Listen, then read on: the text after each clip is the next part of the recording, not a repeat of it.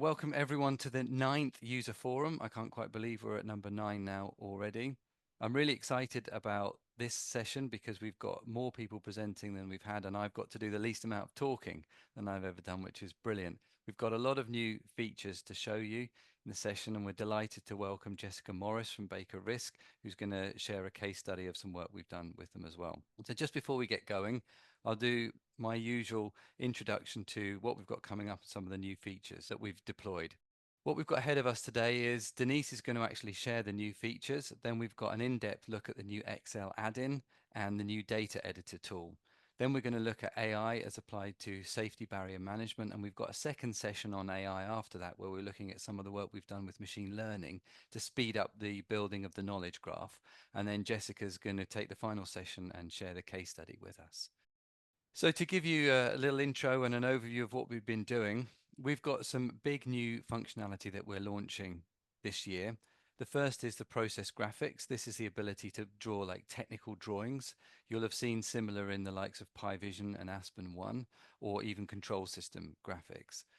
This is a big step forward for us. We've been planning it for a while, and now it's out. It uses a lot of the existing functionality and builds in the ability to draw in the dashboard itself. This is extended with the capability to have model-driven graphics now, and this is much easier to configure before, and Denise is going to demo that. We've also got the Excel add-in. We've had an Excel add-in before, but this is a complete rewrite of it, thanks to Ben, and it's with Microsoft at the moment being approved. We can demo it because we can do an internal release, but it now works in the web version of Excel as well. We also have a new data editor tool, which allows you to edit data from within Ingenuity. So it's like bulk edits of data, for example, forecasts and allocated data, and Ben will demo that shortly. We've rebuilt the Sunburst component. This was available in Ingenuity 6, but it was harder to configure. I think it was there wasn't so much flexibility for data sources. Now it's very flexible and you can connect data sources and build custom sunbursts. We've got some cool improvements too. So things like measurement sources are now visible in the common menu. I think that was something that was really lacking in Ingenuity 6, bringing the context from the data model in there. You can copy and paste groups of objects in dashboards. And we've got the notification when someone else has updated a page. So you can see if you need to reload it to avoid writing over someone's work. But just before we move off this slide, they've got a graph on the right. This is a graph of the number of new features and bug fixes that we've been working on over the forum since 2022. You can see that the number of new features has increased, but it stayed, well, is it constant? It's increased by 50%, but it makes up the bulk. But also we've been working on bug fixes. Now, does that mean the code's been getting worse? No, it doesn't mean that. What it means is that there is more of the code out there, it's being used by more people, and we are getting an increasing amount of user feedback, which is fantastic. So what this chart's actually showing is the amount of development work is increasing and the product is getting better and better. And to support that, we've also now published our release notes. Every time we do a release, it goes out, it gets updated on our website. The link is there on the screen now. And you can see the last, I think it's maybe 3 to 5 releases are there, plus you can get access to historic release notes. So if you want to see all the things we've been working on, please go to that link and we're going to show you just a highlight of a few of them now. The thing I'd like to put is the context around what this work enables. We're going to go into the details of the features, but what does it actually mean for you? And from our perspective, the most exciting thing is the speed that we can develop new applications. I feel it's come down to almost 10% of what it used to be. The time we can turn around projects now is really, really quick. And some examples of those are here. So one is some energy analytics and other work we've done with Baker Risk, and Jessica will share that later. But we've also now done some IoT projects. One of them is a building monitoring project. That went in about a week. So this is connecting message queue data from some Raspberry Pis in a building, putting it into Influx and building a model-driven dashboards. We've also done some larger projects. We've digitized safety information, and we've recently done some work around equipment health and failures. And all of these projects have been much faster than we've ever been able to do them before. And just one last thing from me, looking ahead to the timelines, anyone who's installed Ingenuity in the last couple of years will have gone straight to Ingenuity 7. But for those of you still running on Ingenuity 6, we're looking to have an upgrade path available around Q3. And we'd be delighted to start talking to people about what a project to do that might look like and what it might involve. We can migrate the existing 6 content Ingenuity 7, but there might be some other things you want to do around that, maybe improving dashboards or cleaning up content. Okay, without further ado, I'm delighted to now hand over to Denise, who's going to take you through the details of some of the new features. Yes, so for the new features, first we're going to start with the process graphics. So this is a major new feature for Ingenuity 7, which is this graphics feature, which includes a catalog or a library of more than 100 different graphics that you can use to create your systems in your dashboards and monitor them in real time. Okay, so here we are in Ingenuity 7, and here we have an example of one of the many different graphics or systems that you can recreate with this new feature. So when we go to edit mode, we can see all the different graphics that are into this system. To add new graphics, we go to the graphics on here on the top left. And here we have different categories. So we have, for example, compressors. And the cool thing about this is, same as with the widgets, is just a drag and drop. And then you can just resize and add to your system as you wish. And we can also use them as indicators. So you can attach a static or a tag or a calculation to this specific graphic, same as you would with a regular widget of a number or a level.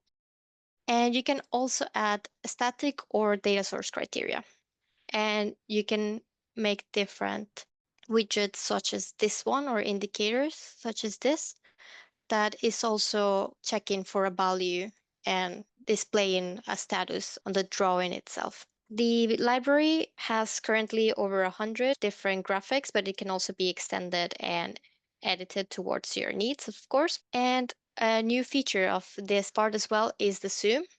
Sometimes when you have a very complex diagram that is very big, you get to have these small names or widgets, so you can now zoom in quite detail. And if you hold command or control, you can just drag it and see a bit more in precision so that you are able to click on each of these widgets. You can also zoom out as well. And you can also select several widgets by just selecting like this and move them sort of all together. If you wish to undo your changes, you can also do Control Z as you would normally do. And we also have this, we can make an example from scratch. Let's revert these changes. So go to my space and let's add a new scale dashboard. Here we can see the graphics menu, and let's just add, for example, a compressor. It's just drag and drop. We resize it as we see fit.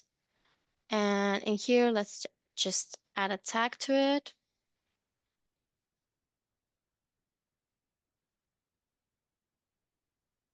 For example, this one. And let's add a static criteria.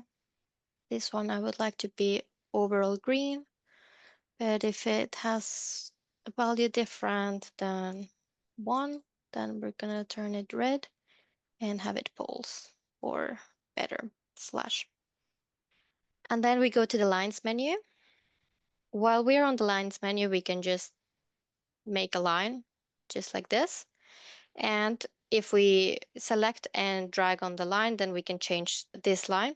One of the main things that you have to be careful with this type of processes is you want to be having everything in straight lines. So then you can just press a shift and then it will automatically make it a straight line so that it's easy to draw completely straight lines. Let's just select this one, then just select one, hold shift, and then it makes it completely straight. We can also do a double click on the line to make this sort of joint, and then be able to make this sharp corners. So you can see how easy it is to make your systems and connect them. The next new feature that we have is the model-driven graphics. So the model-driven graphics is a new feature that allows you to define sort of one selector based on the knowledge graph and the data from your particular system, and add widgets that will change according to what you have in this selector. So for example, this is the example of Connect House. So it looks at the CO2 and humidity levels, temperature and pressure in a specific apartment building. So in here, what we can do is select from the drop-down menu and we see the different flats. Let's pick this one. And then we see that the graph and all these widgets are changing according to the flat that I selected here. The way that this is done is with this assets menu here at the top. In here, you select between different options. In this case, we selected the Connect House templates. And if you do a drop down here, you can see all the different tags that this Connect House has related to, for example, the flat 33. And here you can drag them into the dashboard in different ways. For example, you can drag them as indicators. Same, you click and drag and drop. And then this indicator has this tag in itself. For example, in this case, let's add it as a number. Just gonna add it here. There we have the number. Stretch it out a little. And for example, this is CO2 and then humidity. So let's add humidity here. And let's save.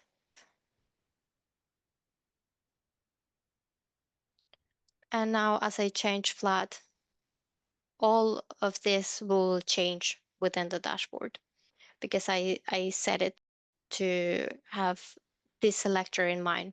So then if I change to flat 20, then it would look for the CO2 tag for the flat 20 and adjust this. Same with humidity and all the other widgets. And a key feature from this model-driven graphics is that you can, in this example, we have one object as a source, which is the flat, but we can also have different sources or different selectors. So you could make a comparison between different flats at the same time in one screen without any issue. So that's quite handy to have.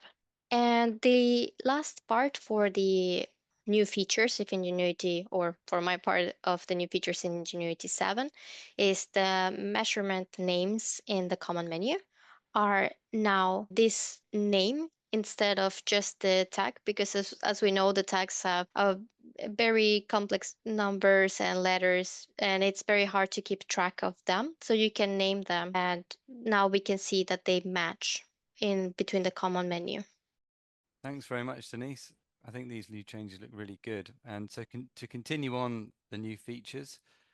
So this is the new Ingenuity Excel plugin. So what is different to this from sort of other Excel add-ins that you might be used to using to interact with sort of historian data for industry type things is that one, this is web-based.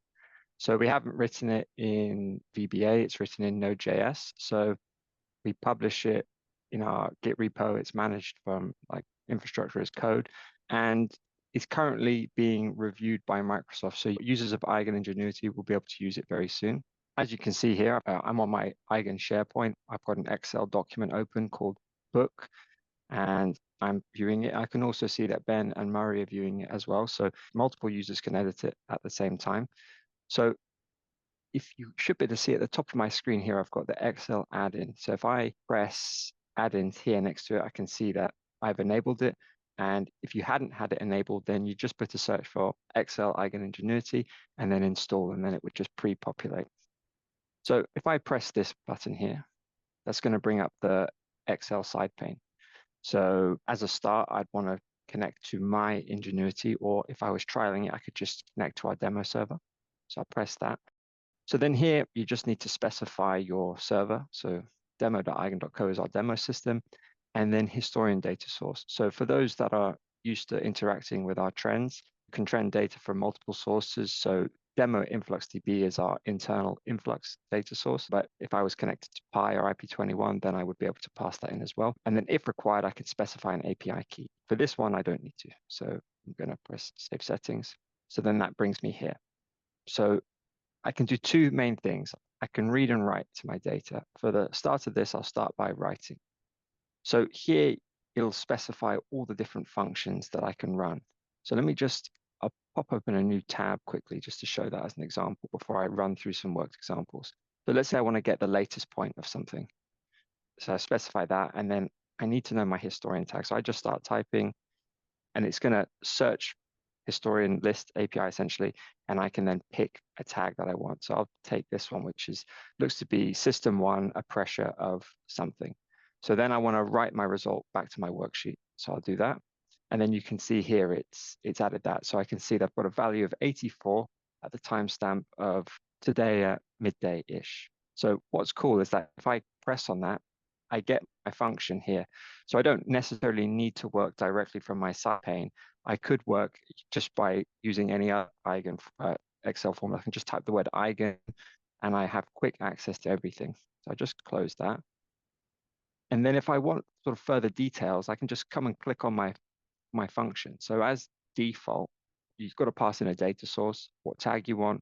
And then depending on each function, they've got different ways of visualizing that, which I'll run through, whether you want it to sort of be just a singular value, tabular output, or a list, or how you want to pass in your data.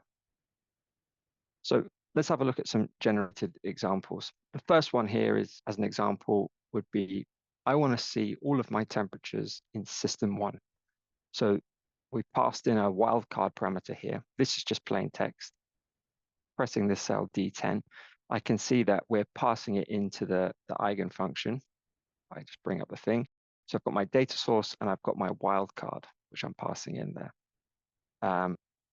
So that's essentially returned me a list of, I think, around 13 tags, which all match that search criteria. So now I want to find the current value for each of these. So if I press on this one here, we've used essentially an inline formula on the cell. So we're passing in eigen.getCurrent, and then we're specifying our data source, which is cell B1, and then our historian tag D10. And then as I go down my list, that the corresponding tag in the D column will translate, which gives me access to I can get a quick list of the current values for all these tags. So from this, I can see that most of my points are from 2025, bar this one and this one, which are actually system 12. So in our demo system, I know that system 12 runs off a separate simulation. So after this, I'll probably need to go and turn it back on again. Another way you can use this data here is it's this process list. So you can see that this get current, as I said earlier, that you can provide different types of input. So on the left there, you saw that I just passed in the tag name in a singular. Whereas in this example here, D10 hash, essentially you're just saying, give me all of the tags in D10, and then it's outputting it here as a list. So for example, if I had, say, 100 tags, and I didn't want to copy my cell and drag it all the way down, I could use that method, and I can quickly get the current value and the timestamp for those tags. So the next one here, which is interesting, is interpolative points, which allows me to essentially take a sample of different data tags. So in this one here, we're actually going to pass in 2 different tags, so O2 and O5, and then we've specified in human readable form the start and end date, and we've said that we want 5 points from each. So if I just press on this, it can be outputted in 2 different formats. One, a list, so the first 5 rows are that first tag, and then the next 5 are that second tag, giving me a value and timestamp for each. Or if I wanted to, I could go for a tabular output. So then it will give me basically a sampled array for my different tags. So I can do this because I'm asking for sampled, so I know that my timestamp for my list of tags are always going to line up. Another really interesting function is just to get tags at a specific timestamp. So for example, we've got 4 tags here, and we've specified different timestamps. So the 1st and 2nd of this month for each of them. And then it allows me to basically just get that current value. And again, in here, we're actually passing in a list and a list of timestamps. So I could either do this on a singular level, or if I've got loads of tags that I want to pass in, I can just make it do all the annoying work for me, and it will output all my data. So next one here, fetch raw points. This one's probably the one that I would find most useful. Essentially just passing in a tag, a start and end time, and then what the max points I want. So for example, if I'm looking at a daily tag, I know that it's going to have one raw point a day, and I want a year, I'd probably just specify 365 points. Whereas if I'm looking at a super high frequency tag, then I might limit my max points just to performance based. So I might set it to say 1,000 or even 10,000 if I'm looking at sort of a tag that's being written at once per second. This one as well, getting the statistics. What's great about this function is the statistics are grabbed from the historian. So if this was connected to Pi, then all the aggregates come directly from the Pi historian. So there's no sort of hard work going on our side. So in theory, the data should come back faster, and it should match between the two systems then. So here, this one's actually a little bit more interesting. One, you've got your tag, and then two, we're going to pass in Excel timestamps. So I can see that this cell is a date format, so it's going to follow the default Excel timestamp format. So you don't have to use, in some of them we use epoch time, which is a little bit more techy, or we might just use sort of Zulu time. But here you can just pass in directly your start and end date, and then you can pass in your window. So if I look at it here, I press on this function. So in this first function, I'm passing in that time window of 5 days, which what that will do is it will output my result tabular format, and I'll get a row per day, versus in the cell below here, I've not passed that in. So it's actually going to give me my aggregates for that 5 days. So I know that the average for that 5 days was 35.507. And then another really simple one is just better get the metadata for a tag. So you can get the tag name, the description, the units, and whether it's stepped. And then this one here is sort of one of the newer features on the Excel add-in, is being able to write back to historian. So to be able to do this, your data source has to have the correct permissions. So in our case, we're writing back to our influx database, so it's completely fine. And what I need to do that is, this essentially is just a default table, and I can pass in my tag name, different values, and specify different timestamp. I could move to the right, and then it will pick up different tables configured. So it knows that on this sheet, write to influx is set. So if I was on that sheet 1, I wouldn't see that. And then I specify my source, and then I press write values to historian. This one's being improved as we speak at the minute, just to provide a little bit of user feedback. At the moment, it has written, but it hasn't informed me. What I'll do now is I'll run onto a worked example. So I'll jump to this raw calculated tab on my spreadsheet.